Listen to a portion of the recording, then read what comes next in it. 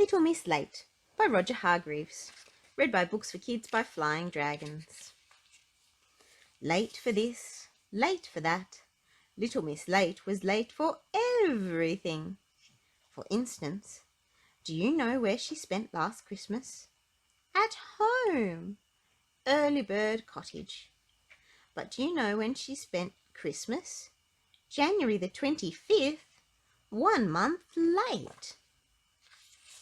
For example, do you know when she did her spring cleaning at Early Bird Cottage? In the summer, 3 months late. For instance, do you know when she went on her summer holiday last year? In December, 6 months late. Early Bird Cottage was just along the road from where a friend of hers lived, Little Miss Neat. Little Miss Neat was out for an evening stroll last October when she looked over the hedge of Early Bird Cottage. Miss Late was in the garden.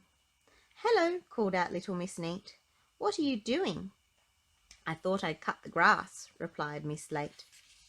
"I think," remarked Little Miss Neat, looking at the grass, "that you should have thought about that last April." "Tell you what," suggested Miss Neat. "Let's go shopping together tomorrow." "Good idea," agreed Miss Late. "I'll meet you in town on the corner of Main Street tomorrow afternoon," said Miss Neat. 2:00. "I'll be there," replied Miss Late. The following afternoon, Little Miss Neat stood on the corner of Main Street at 2:00, waiting for Miss Late. She waited and waited and waited some more. Miss Late arrived. "Sorry I'm a bit late," she apologized. "Sorry?" cried Miss Neat. "A bit late? It's 5:00 and all the shops are shut." "Sorry," said Miss Late. And that's what happened all the time. It happened when Miss Late decided to take a job. Her first job was in a bank. But the trouble was, by the time she arrived for work, the bank had closed for the day. Every day. "Sorry," she said. They asked her to leave. It happened in her second job, as a waitress at a restaurant. Mr. Greedy came in for lunch. He glanced at the menu. "I'll have everything," he grinned. "Twice."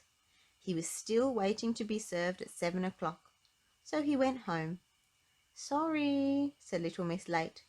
They asked her to leave. It happened in her third job, working as a secretary for Mr. Uppity.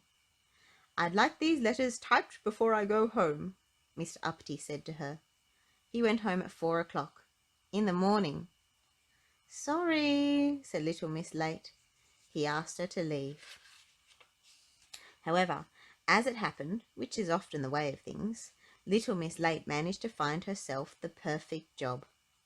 She now works for Mr. Lazy. She cooks and cleans for him, cleaning his house every morning, cooking his lunch every lunchtime. Now Mr. Lazy, being Mr. Lazy, doesn't get up in the morning like you and I do. He gets up in the afternoon. And Little Miss Late, being Little Miss Late, is always late for work.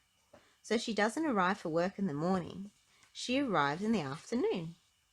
And Mr. Lazy, being Mr. Lazy, doesn't have lunch at lunchtime like you and I do. He has lunch at supper time. And so you see, all works very well. Very well indeed.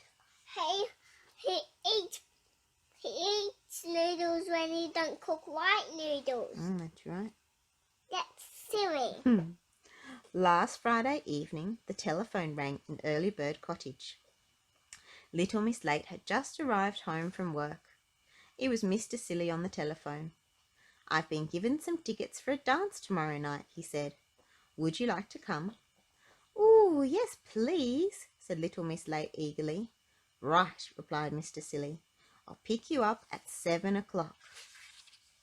Last Saturday, Mr. Silly walked up the path to the front door of Early Bird Cottage.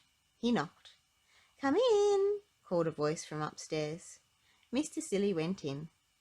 "Make yourself at home," called Little Miss Late from upstairs.